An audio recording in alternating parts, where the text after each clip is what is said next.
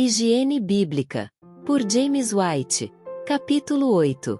O Evangelho da Saúde. Ao que vencer, eu lhe concederei que se assente comigo no meu trono, assim como eu venci e me assentei com meu Pai no seu trono. Este texto apresenta dois grandes temas: a vitória e a recompensa do vencedor. A magnitude e a importância da obra da vitória são medidas pelo valor da recompensa apresentada. A mente humana não pode conceber uma recompensa de maior valor do que a aqui oferecida. Ela será exaltada ao trono do Filho de Deus, quando ele reinar como Rei dos Reis e Senhor dos Senhores. Cristo então usará sua coroa real, e o vencedor também usará uma coroa. Cristo reinará, e o vencedor reinará com ele. Este reino de paz, de exaltação, de glória, do qual o vencedor participará, continuará por todas as eras eternas. E toda essa glória nos é apresentada como um incentivo para nos engajarmos fervorosamente na grande obra de vitória. Os cristãos geralmente têm uma ideia muito vaga do que é vencer, no sentido do texto.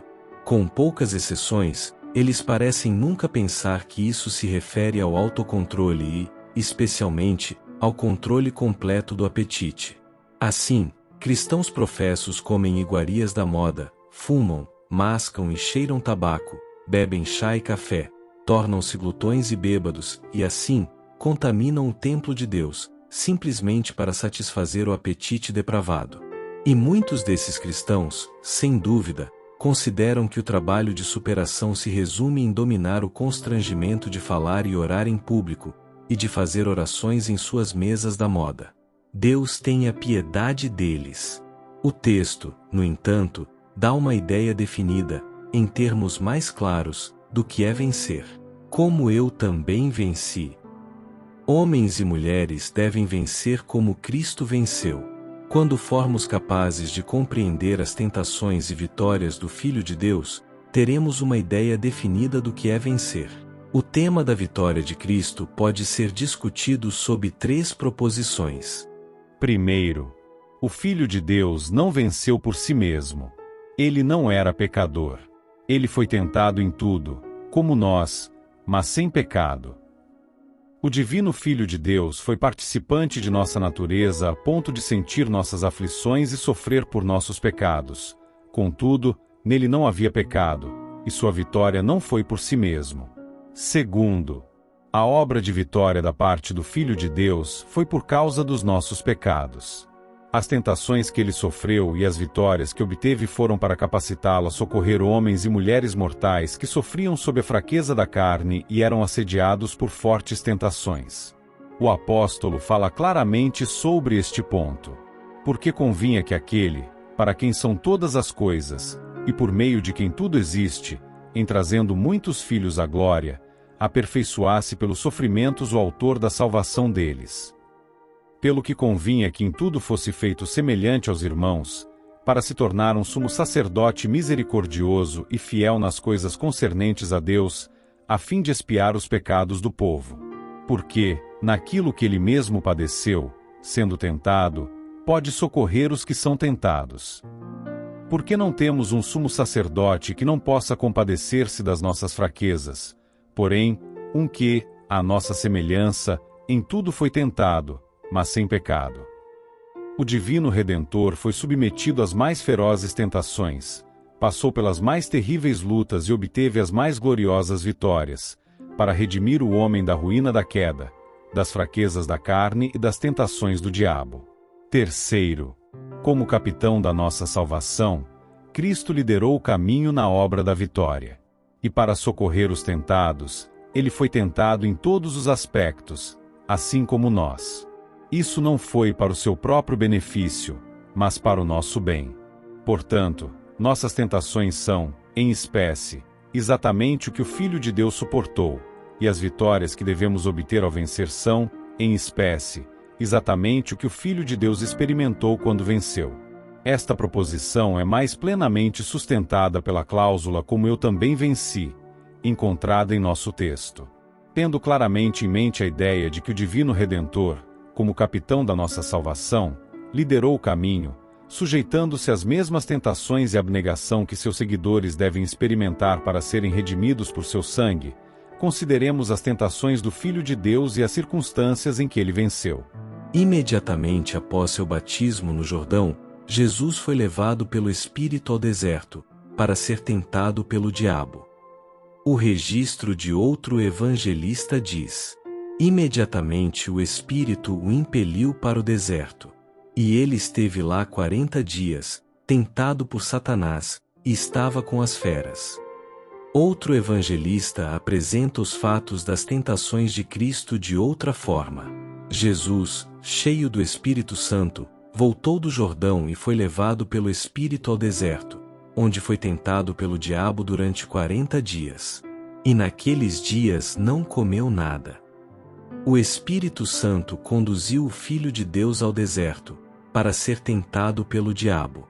Isso fazia parte do grande plano necessário para a salvação dos pecadores. A tentação deve ocorrer tão verdadeiramente quanto a crucificação, a ressurreição, a ascensão ou o segundo advento. A crucificação de Cristo e sua intercessão pelos pecadores são temas de discussão muito comum e popular no púlpito e na imprensa religiosa, mas a tentação de Cristo no deserto, embora ocupe um lugar importante no grande plano, é ignorada como tendo pouco mais significado do que se fosse um acontecimento acidental, como se Cristo estivesse por acaso no deserto naquele momento, e Satanás aproveitasse a oportunidade para irritá-lo. Mas observe bem a forte expressão de Lucas. Jesus, cheio do Espírito Santo, voltou do Jordão e foi levado pelo Espírito ao deserto. Ali, no deserto, selvagem, árido e sombrio, o Filho de Deus suportou a primeira das 3 grandes tentações que representam as principais tentações às quais a raça caída está exposta. Por falta de espaço, posso aqui me deter apenas nesta primeira tentação, que se relaciona ao apetite. Satanás incitou Cristo a realizar um milagre, transformando pedra em pão para satisfazer as dores da fome após o jejum de 40 dias. Cristo resistiu à tentação. O longo jejum do Salvador, as tentações sob as circunstâncias peculiares e a vitória conquistada não eram apenas parte do grande plano pelo qual Cristo se tornou o Redentor da raça perdida, mas também tinham um propósito de apresentar um exemplo repleto de encorajamento para aqueles que ainda lutam contra o poder do apetite. O pensamento mais grandioso em toda a extensão da teologia revelada é que Cristo, em sua vida na terra, foi tentado em todos os pontos, como os homens mortais, a fim de que pudesse socorrer os que são tentados. Naquele longo jejum no deserto, nosso Salvador suportou as mais agudas dores da fome, a fim de salvar os pecadores perdidos pela indulgência do apetite, para que seu braço pudesse alcançar as profundezas da miséria e da fraqueza, até mesmo do pobre glutão e do miserável bêbado. O Redentor, tanto divino quanto humano, como vencedor em nosso favor, esteve na mesma posição em que o fracasso de Adão mergulhou a raça humana na ruína. Cristo suportou a mesma prova em que Adão falhou. Ele se apoderou da redenção exatamente onde a ruína começou e conseguiu executar o plano. O assunto é verdadeiramente grandioso. Ao pensar nessas coisas, acende-se na alma o mais ardente amor e a mais profunda reverência por nosso Rei que tudo conquista. Ele venceu por nossa causa. Ele lidera o caminho em sofrimento, agonia mental, vitória e triunfo, e nos ordena que sigamos em abnegação e glória eterna. Ouvimos dele, por meio de Patmos, dizendo: ao que vencer, eu lhe concederei que se assente comigo no meu trono, assim como eu venci e me assentei com meu Pai no seu trono. Observe bem estes pontos vitais sobre este assunto. Primeiro, Cristo não venceu por si mesmo, mas por nós. Segundo, suas tentações e vitórias foram para capacitá-lo a socorrer seu povo tentado. Portanto, terceiro, suas tentações eram exatamente o que seu povo deveria enfrentar e vencer. A vitória de nossa cabeça triunfante sobre as tentações mais sutis durante seu jejum de 40 dias, e a gloriosa promessa de reinar com ele em seu trono, sob a condição de que vençamos como ele venceu, estabelecem o fato de que uma das maiores conquistas na vida cristã é controlar o apetite, e que, sem essa vitória, toda esperança de chegar ao céu é vã. Existe sofrimento e abnegação na obra de vencer? O cristão os acolherá com alegria, em vista da herança ao trono eterno e à coroa da glória.